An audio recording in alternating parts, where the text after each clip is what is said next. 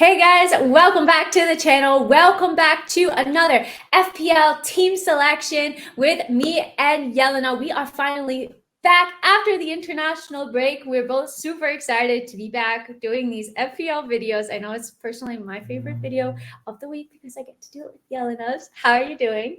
I'm good. I've missed doing this so much. When we said about recording this week, I was like, yes, finally we're back. It's so much easier, I think, when we discuss things. And I think we're very similar in the way that we play the game. We obviously want to do well, but we equally aren't too intent on like following the stats like solidly. So yeah, this is definitely my video of the week. Nice. So let's get right into it. Let's see if I remember how to share my screen with The technical difficulties. I know. Hopefully you can see my screen now. Yep. Okay, so my game week 8 recap. It was shit. I forgot to put Turner in goal, which honestly was the difference between the red and green arrow, which I'm so gutted about because I just didn't realize that he wasn't in goal. But I had planned to have him, and basically not having Salah just completely destroyed me. Spurs I think could have had 3 or 4 goals in the opening 10 minutes, and just the way that the game went, they ended up just barely scraping by. So that was super, super unfortunate. Haaland did nothing as well. So my team was just utter crap. Then I had Saka, who I was hoping wasn't going to be injured and would be fit enough to play. He wasn't. So it was just an absolute mess. But Yelena, you've done a lot better. How was your game week 18? Mine was good. I was really annoyed about the Son captaincy because, like you said, Spurs had so many chances in the first 10 minutes. And it seems like if they don't get ahead quickly, the game can just completely flop.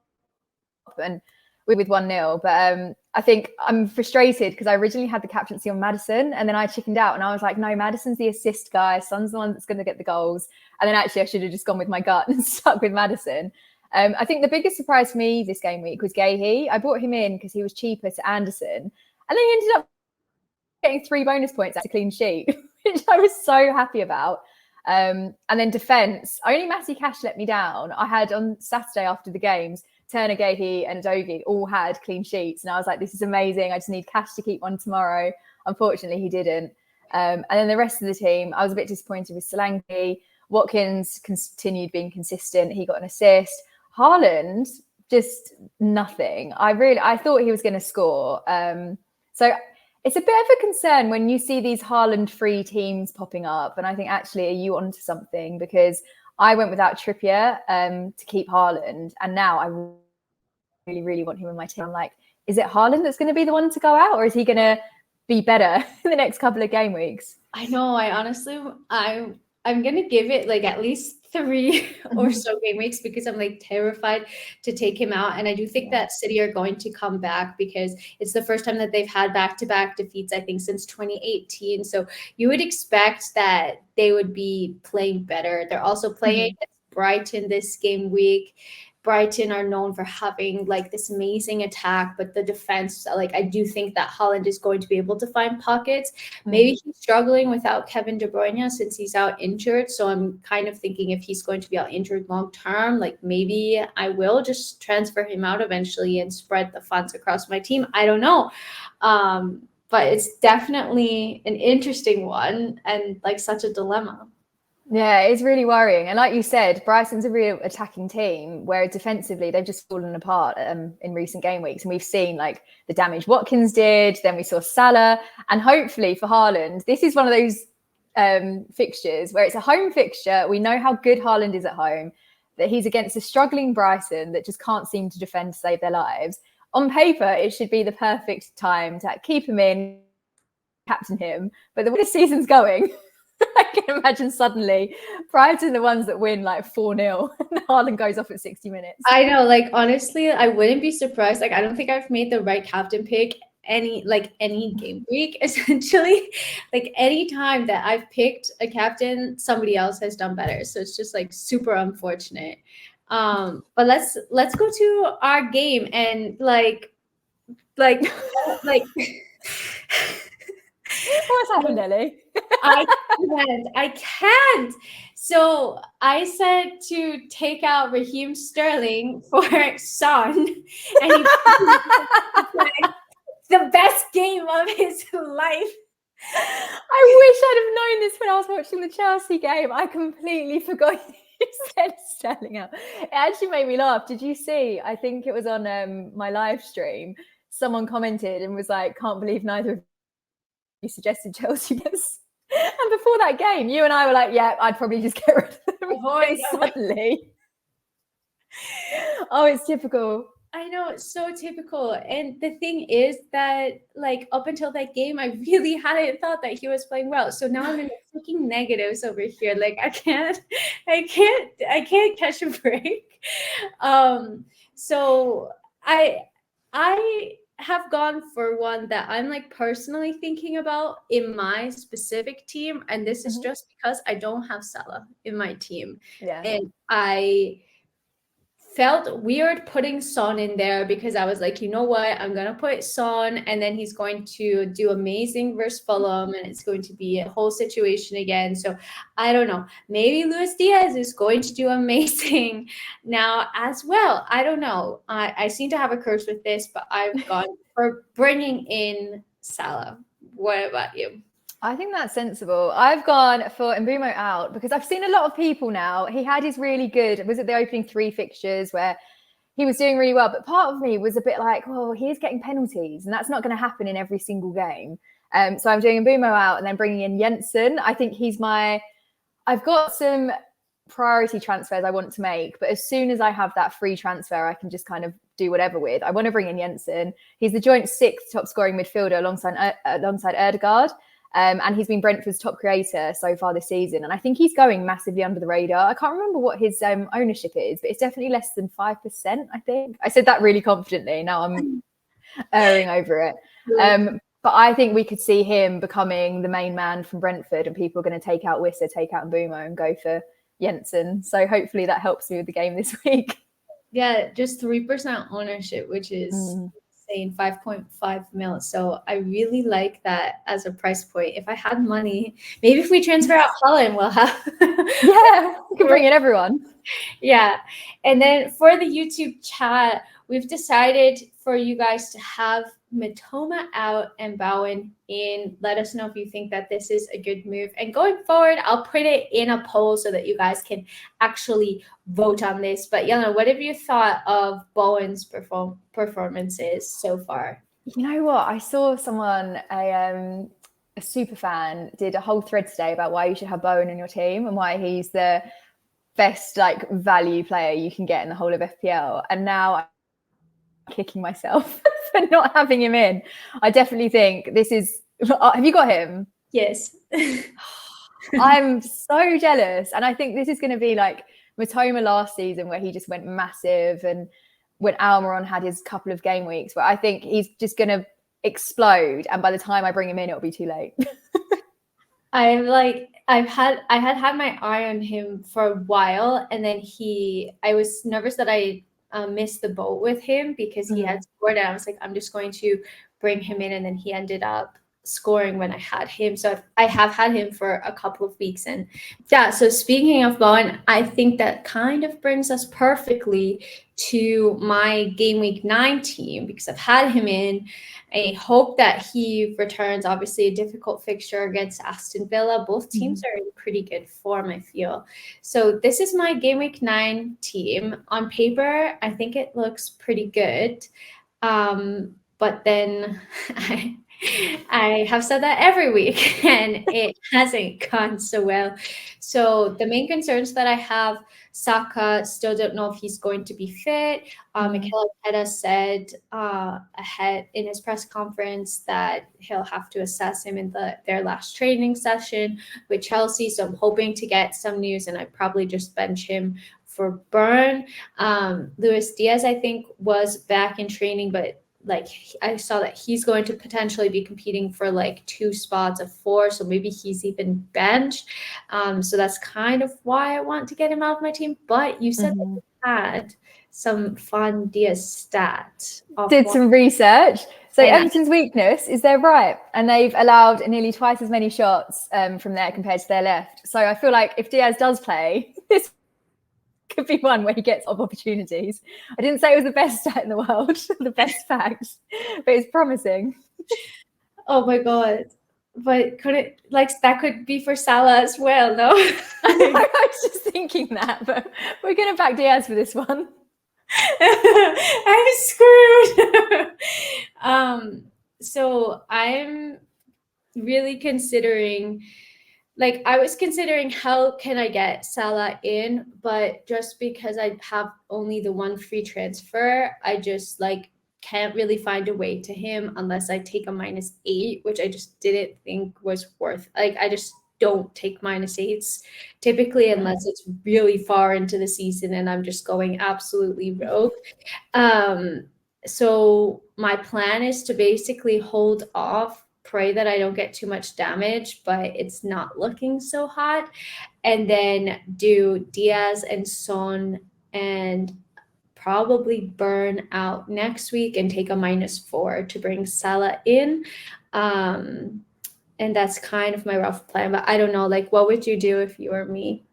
I think that's sensible. I definitely wait and see what happens by the time you've got 2 free transfers, because it could be this game week. I think everyone's talking about getting rid of Son at the moment, and my biggest fear is his fitness. He keeps coming off at like 70, 75 minutes. We always see him limping after a game. It's not very promising. But I think the most popular move is Son to Saka, and you're already one ahead there because you've kept hold of Saka, which I think is really, really sensible.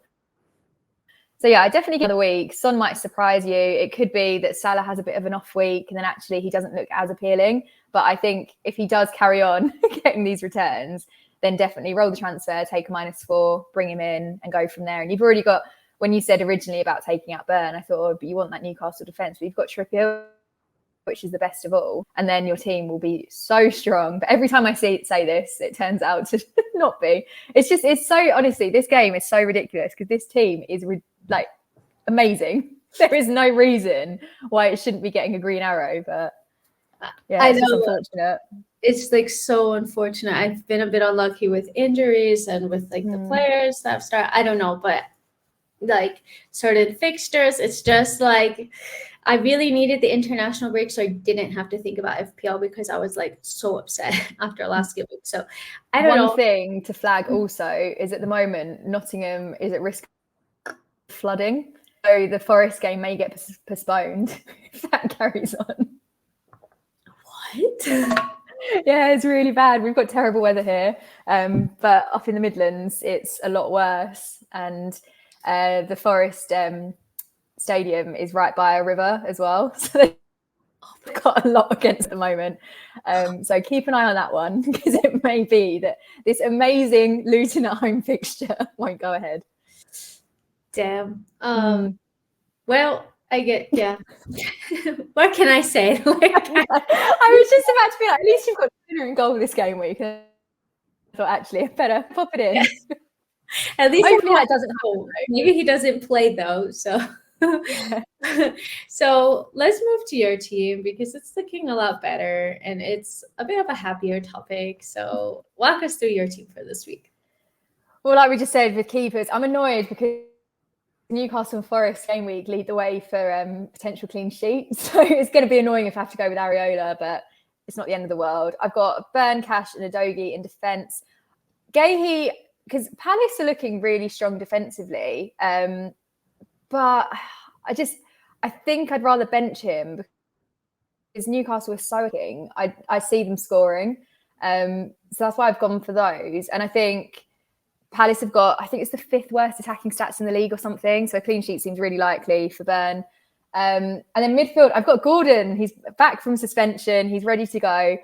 I'm a little bit nervous because I'm choosing Gordon over McGinn. And I think Gordon is obviously the better player.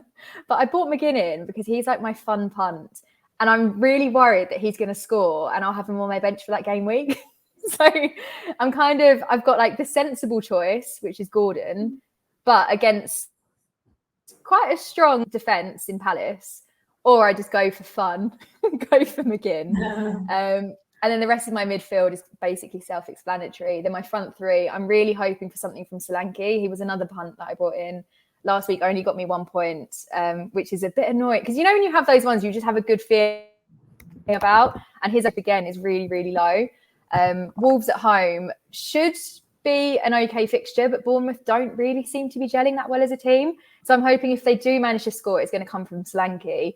But I'll probably give him maybe 2 more game weeks and then probably have to look at downgrading him and then upgrading my defence to try and bring in Trippier. But what do you think? Do you agree with the benching decisions? Yeah, you have like such a strong team, so it's so difficult. I was just taking a look at West Ham's fixtures and they have been scoring, like West Ham have been scoring goals and so have Villa, and they've both kind of had like these a bit up and down, but they're looking so strong. So yeah, I don't know. Like, I'm gonna check Gordon's stats for a second. Because Gordon's not impressive. No, Gordon is impressive, sorry. I was thinking McGinn. Because so he was suspended, but then he had 5 points, 12 points, 5 points, 1 versus Brighton where they 10. So he's been like pretty consistent in the time that he has been playing. So I think that I would probably stick with Gordon. That's what I think, because he's had 2 goals and 4 assists, I think it is, so far this season. And if he's been suspended, I feel like he's going to come back and want to make his mark and be like, I'm ready to go, and just have that motivation. Whereas McGinn, I think you've got Diaby, you've got Watkins, you've even got Cash that you can rely on. So it's not necessarily as likely to get an attacking return. And since I do think that fixture is pretty difficult, so I feel like you already have coverage for the Villa attack through Watkins. Yeah, definitely. A question I forgot to ask you about my team, because I actually like really want help. Do you think like I should bench Burn, or maybe I bench Diaz and have double Newcastle defense? I wouldn't bench Diaz. I mean, there could be the chance that Saka, because I think, or I could bench. Do you think? Yeah, because I think Saka's either going to start or he's not going to play. Because if he's not well enough to start, I don't see Arteta taking the risk to bring him on at like 60 minutes or something. So maybe just start Saka. I could rather start Saka over Burn. I don't know. It is really hard. I like the layout of your team. And I think sometimes if you double up on the defence, you're not just losing 1 clean sheet. If Palace do score, it's 2. Whereas you're hedging your bets a bit more by going with what you've currently got. Okay. That's what I thought, but I just like, it's something that's been playing in my mind. Like, I'll start Saka, hope that Chelsea beat them 4-3 with a Saka. Yeah, obviously. You know, it's a hat trick. Well, one thing we are, even though we're not having a very good season, from maybe we're getting there. Defensively, we're not conceding a lot of goals. Yeah, because it could be a lot worse. I just like don't even know which way that's going to go. I have no idea. I don't. There's so much riding on it. It's going to be a hard one for us to watch, I think. I know. I have a wedding, so I can't even watch the game. So I'm just going to be into this. What I was going to ask actually is Liverpool the early kickoff this week? I'm actually not sure. Let me check. Because you might get early team news, because I can drop you a text whilst you're midway through a ceremony and let you know. I just feel like on my phone, like, yeah, Liverpool's the early kickoff. So if you know anything. Yeah, I'll text you, because if you do get some news, say Diaz isn't starting, go for Burn. But I still think even if he comes on, he could make a difference. But I'm happy with your starting 11. And one of the other things I noticed, we both have our captaincy on Haaland at the moment. Are you considering anybody else for captaincy, or are you leaving it on Haaland? I'm leaving it because last game week, we both made the wrong captaincy decision by going for Son. And Salah did cross my mind, but I don't know. I think it was the fixture for Spurs. It just seemed a lot better. And I thought Brighton were going to sort themselves out after playing Villa and doing so terribly. But when City were playing, my heart was in my mouth when I saw how many people had captained him, and I was like, it wasn't worth the risk. I should have just followed the crowd. And then, like we said earlier in the video, Haaland this week is a home fixture. Brighton are struggling defensively. Haaland's been very quiet for the last couple of game weeks. Surely he's going to, because everyone is so shocked and they're comparing his stats now compared to last season. And I think also as a player, he's still doing amazingly, but it's Haaland, so you kind of expect him to be doubling that. It's not really good enough for the price point. So I think Haaland is genuinely the best captaincy decision for this week. I think as well, like I don't tend to look at expected or like effective ownership or like whatever it's called, but I saw that like even if I had Haaland in my team but didn't captain him, I would still go down in rank.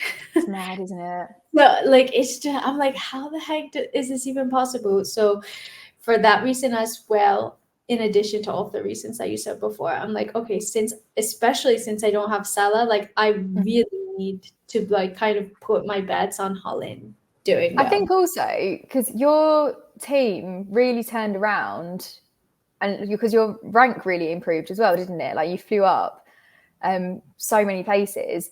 But I think now it's probably for the next like 3 to 4 games, which just play it safe. Like if Haaland starts returning, capped on him, easy. Bring in Salah if he's still doing well, and just kind of have fun with it, but don't go wild. And then from like game week 15, we'll be taking -8s. We'll be having so much fun. But I think where you didn't really enjoy it before the international break, now you just need to get back into the river FPL, kind of enjoy it. Have risks that are fun, measured.